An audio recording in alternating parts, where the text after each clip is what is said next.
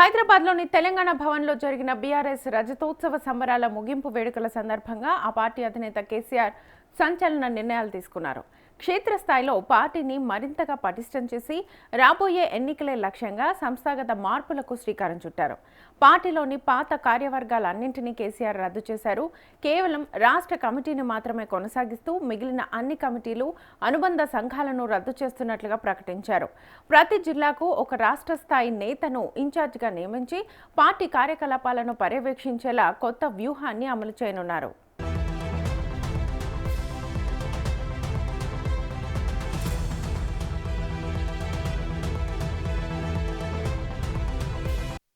June నెలలో party సభ్యత్వ నమోదు కార్యక్రమాన్ని ప్రారంభించాలని నిర్ణయించారు. ఈసారి సభ్యత్వాలను మాన్యువల్తో పాటు డిజిటల్ రూపంలోనూ నిర్వహించనున్నారు.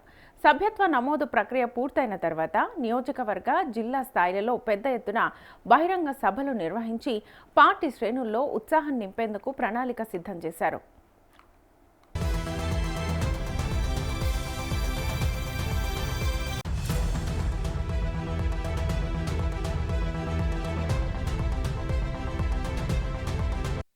ఈ సమావేశంలో పార్టీ రెండు ముఖ్యమైన అంశాల మీద తీర్మానాలు చేసింది.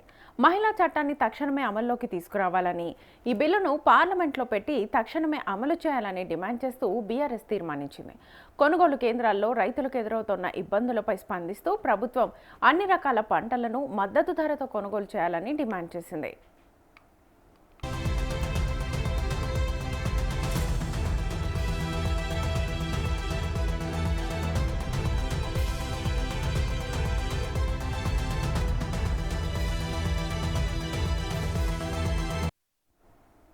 ఇటీవలే కాంగ్రెస్ పార్టీని వీడి బీఆర్ఎస్లో చేరిన సీనియర్ నేత టి జీవన్ రెడ్డిని కేసీఆర్ ఈ వేదికగా పార్టీ శ్రేణులకు పరిచయం చేశారు. అధికార పార్టీ నుంచి వచ్చిన ఆయన అనుభవాన్ని, సేవలను పార్టీ బలోపేతం కోసం పూర్తి స్థాయిలో వినియోగించుకుంటామని కేసీఆర్ పేర్కొన్నారు. ఈ మార్పుల ద్వారా బీఆర్ఎస్ మళ్లీ పూర్వ వైభవాన్ని సంతరించుకుంటుందని పార్టీ నేతలు ధీమా వ్యక్తం చేస్తున్నారు.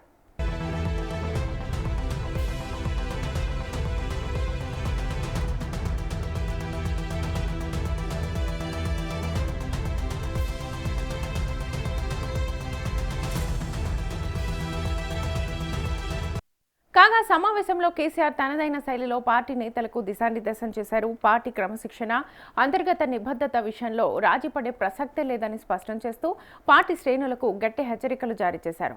పార్టీలో ఉంటూ ఇతర పార్టీల వైపు చూస్తున్న నేతలను ఉద్దేశించి కేసీఆర్ ఘాటు వ్యాఖ్యలు చేశారు.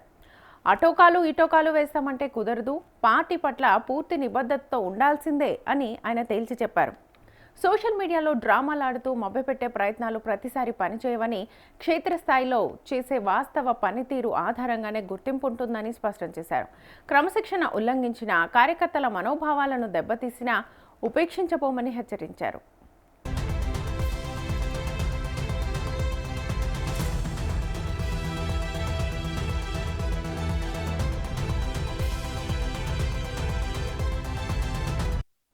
కొత్త కమిటీల ఏర్పాటుపై కేసీఆర్ కీలక సూచనలు చేశారు. నాయకులకు నచ్చిన వారికో లేక వారి అనునాయులకో పదవులు ఇస్తే ఊరుకోమని, కేవలం చురుకైన కార్యకర్తలకు మాత్రమే కమిటీలో అవకాశం ఇవ్వాలని ఆదేశించారు. ఇక నికార్సైన బీఆర్ఎస్ కార్యకర్తలకు, కొత్త వారికి కమిటీలో పెద్దపీట వేయాలి. ఎంపికలో అన్యాయం జరిగితే కార్యకర్తలు నేరుగా తనకు ఫిర్యాదు చేయొచ్చు. అటువంటి ఫిర్యాదులను తానే స్వయంగా పరిశీలిస్తానని కేసీఆర్ హామీ ఇచ్చారు.